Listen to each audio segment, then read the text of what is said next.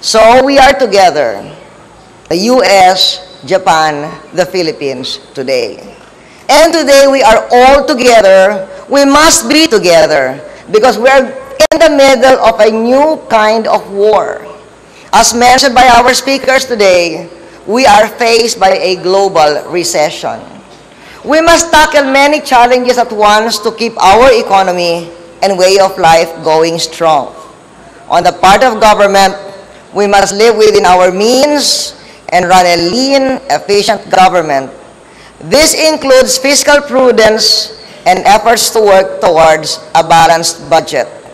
All the while, we must also simultaneously invest in key programs for our people. On the part of the people, now is the time for pulling together and focusing on family and the community. We must initiate a new era of volunteerism and community spirit. This should include the government, religious, and civic groups and non-government organizations, harnessing our people to engage in coordinated volunteer activities. We should focus on initiatives such as cleaning up our environment, building parks, and planting trees gaya ng ginagawa ni Governor Garcia doon sa pagseed, pero hindi kailangan gobyerno lang ang nagtatanim. And bringing comfort to the poor through food banks and bringing the dignity of literacy to adults who cannot read. Kasama na dito yung mga veteranong guerrilla na hindi natutong magbasa. During these trying times, the Philippine spirit and commitment to caring should prompt each one of us to count our blessings and give back to those who are less fortunate. Our nation needs us all pulling in the same direction, not fighting a military war, but volunteering time, skill, and resources. That is a noble undertaking we should all take seriously. Last week, and I'm very glad that we gave many awards to the young people today because Undersecretary Carolina said that we want to involve the youth more in the activities to commemorate the heroism of our Filipino World War II veterans. Last week, I launched a youth national service targeting 18 to 24-year-olds. The National Service Corps shall be like a domestic peace corps of the United States. It shall be geared to the unemployed or underemployed, skilled youth or college graduates. It shall focus on their contributions to education and community service programs. We are recruiting such youth to undertake a 2-year national service commitment with a modest stipend.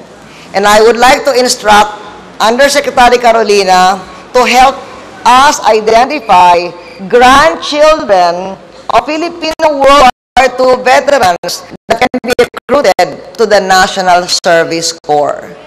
Isa pang paraan upang matulungan ang pamilya ng mga veterano. As a start for employing our youth, 10,000 short-term jobs have been opened up in the government's 1 billion peso poverty mapping project, which the DSWD is undertaking. The DSWD needs an army of field engineers in assembling a concise picture of the poverty grid and coordinates of where poor households are. This poverty map will serve as some sort of a GPS locator that will guide the government in funneling aid, such as conditional cash transfers and subsidized rice to truly deserving families in a manner that is targeted, effective, and economical. This project is a major component of the government's YES or Youth Employment in Summer. Sa ganitong paraan, hindi lang na matutulungan magkaroon ng trabaho yung mga apo ng mga veterano, kung hindi na rin mahahanap natin ang mga pamilya veteranong duka at mabibigyan ng tulong. Nagagawa na yun ng grupo ni Undersecretary Carolina dahil hinahanap na yung mga veterano, di ba? You have put offices in the various areas where there is a density of veterans. in order to speed up the processing of their claims. So that should not be difficult to do. The next step, find out which of these veterans belong to the poorest of the poor para mabigyan natin ng dagdag na benepisyo.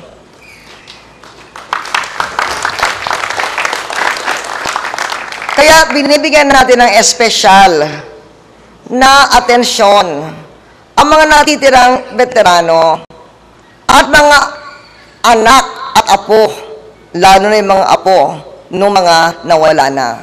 Dahil mga veterano at mga pamilya ninyo, hindi malilimutan ang inyong katapangan at di matatawarang pagmamahal sa bayan.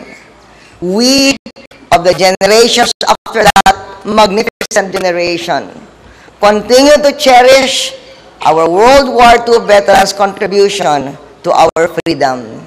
Kaya mula sa sambayan ng Pilipino, maraming salamat sa ating mga veterano ng World War II. Thank you.